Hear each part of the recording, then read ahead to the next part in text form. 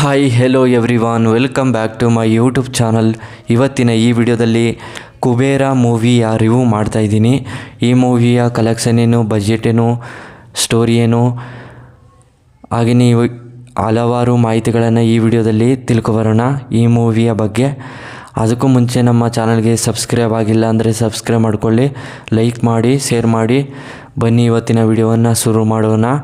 ಮೊದಲು ಈ ಮೂವಿಯ ಬಜೆಟ್ ನೋಡಿದರೆ 111 ಕೋಟಿ ಬಜೆಟನ್ನು ಹಾಕಿದ್ದಾರೆ. ಕಲೆಕ್ಷನ್ ನೋಡಿದರೆ 140 ಕೋಟಿ ಕಲೆಕ್ಷನನ್ನು ಮಾಡಿದೆ ಅಂತ ಹೇಳಬಹುದು.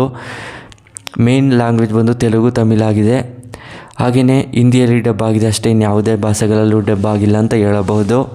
ಹಾಗೆಯೇ ಈ ಮೂವಿಯ ರನ್ನಿಂಗ್ ಟೈಮ್ ಬಂದು 181 ನಿಮಿಷಗಳ ಕಾಲ ಈ ಮೂವಿಯನ್ನು ತುಂಬ ಅದ್ಭುತವಾಗಿ ಕೊಟ್ಟಿದ್ದಾರೆ. ಹಾಗೆಯೇ ಈ ಮೂವಿಯ production company Shri Venkateshwara creation. ಹಾಗೆಯೇ ಈ ಮೂವಿಯಲ್ಲಿ ಡೈರೆಕ್ಟರ್ ಬೈ ಶೇಖರ್ ಕಮೂಲ್.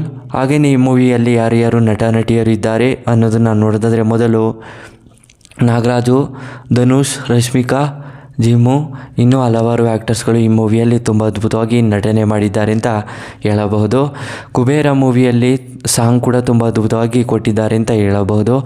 ಹಾಗೆಯೇ ಈ ಮೂವಿಯಲ್ಲಿ ಧನುಷ್ ಅವರು ಹೀರೋ ಕ್ಯಾರೆಕ್ಟರ್ನ ಪ್ಲೇ ಮಾಡಿದ್ದು ತುಂಬ ಅದ್ಭುತವಾಗಿ ನಟನೆ ಮಾಡಿದ್ದಾರೆ.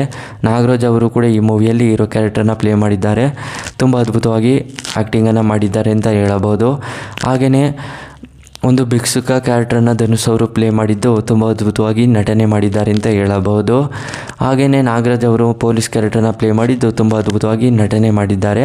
ಹಾಗೆಯೇ ಆಡಿಯನ್ಸ್ಗಳು ಕೂಡ ಸಿಕ್ಕಾಪಟ್ಟೆ ಇಷ್ಟಪಡುವಂಥ ಸಿನಿಮಾವಾಗಿದೆ ಅಂತ ಹೇಳಬಹುದು. ಹಾಗೆಯೇ ಈ ಮೂವಿಯ ಒಂದೇ ಸ್ಟೋರಿ ಹೇಳೋದಾದರೆ, ಧನುಷ್ ಅವರು ಒಂದು ಭಿಕ್ಷುಕ ಕ್ಯಾರೆಕ್ಟರ್ನ ಪ್ಲೇ ಮಾಡಿರ್ತಾರೆ. ಧನುಷ್ ಅವರಿಗೆ ಭಿಕ್ಷುಕ ಕ್ಯಾರೆಕ್ಟರ್ನ ಪ್ಲೇ ಮಾಡಿರೋದ್ರಿಂದ ಅವರಿಗೆ ಹೆಸರಿರೋದಿಲ್ಲ, ಯಾರು ಕೂಡ ಹೆಸರಿಡೋನು ಕೂಡ ಇಟ್ಟಿರೋದಿಲ್ಲ. ಅವರು ಒಂದು ಭಿಕ್ಷೆಯನ್ನು ಬೇಡ್ಕೊಂಡು ಜೀವನವನ್ನು ಕಳೀತಾ ಇರ್ತಾರೆ. ಆದರೆ ಅವರು ಒಂದು ಭಿಕ್ಷೆಯನ್ನು ಬೇಡ್ಕೊಂಡು ಜೀವನವನ್ನು ಕಳೀತಾ ಮತ್ತು ಅವರ ಒಂದು ದೇವಸ್ಥಾನ ಪಕ್ಕದಲ್ಲಿ ಒಂದು ದೇವಸ್ಥಾನ ಇರುತ್ತೆ.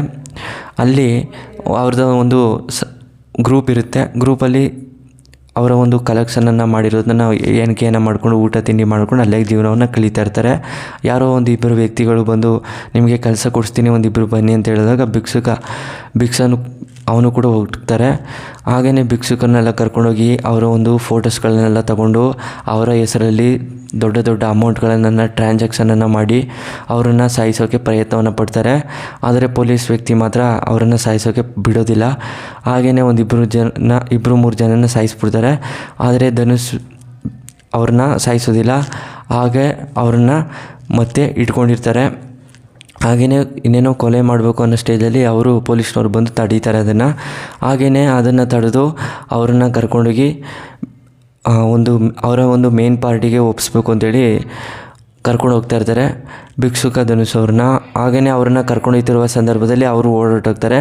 ಅವ್ರನ್ನ ಹುಡ್ಕೋದೇ ಅವರು ಒಂದು ತುಂಬ ಕಷ್ಟ ಆಗುತ್ತೆ. ಎಲ್ಲೆಲ್ಲೋ ಹೊರಟೋಗಿರ್ತಾರೆ, ಅವ್ರಿಗೆ ಏನೂ ಕೂಡ ದಾರಿ ಗೊತ್ತಿರೋದಿಲ್ಲ ಭಿಕ್ಷುಕನಿಗೆ. ಅವನನ್ನು ಹುಡ್ಕೋದು ಎಲ್ಲಿ ಅಂತೇಳಿ ತುಂಬ ತಲೆ ಕೆಡಿಸ್ಕೊಂಡಿರ್ತಾರೆ. ಯಾಕೆಂದರೆ ಅವನನ್ನು ಇಟ್ಕೊಂಡು ತುಂಬ ದುಡ್ಡನ್ನು ಅಕೌಂಟಲ್ಲಿ ಇನ್ವೆಸ್ಟ್ ಮಾಡಿಬಿಟ್ಟಿರ್ತಾರೆ. ಅದನ್ನು ಟ್ರಾನ್ಸಾಕ್ಷನ್ ಮಾಡೋಕ್ಕೆ ಅವನೇ ಬೇಕಾಗಿರುತ್ತೆ. ಅದನ್ನು ತುಂಬ ಕಡೆ ಹುಡುಕ್ತಾರೆ. ಕೊನೆಗೂ ಕೂಡ ಅವನು ಸಿಗೋದಿಲ್ಲ.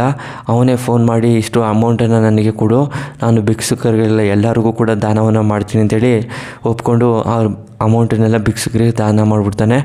ವಿಲನ್ಗಳು ಕೂಡ ತುಂಬ ಬೇಜಾರನ್ನು ಮಾಡಿಕೊಂಡು ಅವರು ಭಿಕ್ಷುಕರನ್ನ ಸಾಯಿಸೋಕ್ಕೆ ತುಂಬ ಪ್ರಯತ್ನವನ್ನು ಪಡ್ತಾರೆ. ಆದರೆ ಆಗೋದಿಲ್ಲ. ಅವರು ಭಿಕ್ಷುಕರನ್ನ ಏನು ಮಾಡ್ತಾರೆ ಅಂದರೆ ಭಿಕ್ಷುಕನ ಅವನನ್ನೇ ಮಾಡಿಬಿಡ್ತಾರೆ. ಹಾಗೆಯೇ ವಿಲನ್ನು ಕೂಡ ಅವ್ರಿಗೂ ಭಿಕ್ಷುಕನಿಗೂ ಇಬ್ಬರಿಗೂ ಜಗಳ ಆಗೋಗುತ್ತೆ. ಅಲ್ಲಿ ಭಿಕ್ಷುಕ ವಿಲನ್ನ ಸಾಯಿಸ್ಬಿಡ್ತಾನೆ. ಸ್ಟೋರಿನೂ ಕೂಡ ಎಂಡ್ ಆಗುತ್ತೆ. ಸ್ಟೋರಿನೂ ನಿಮಗೆ ಇಷ್ಟವಾದರೆ ಶೇರ್ ಮಾಡಿ, ಲೈಕ್ ಮಾಡಿ. Thanks for watching.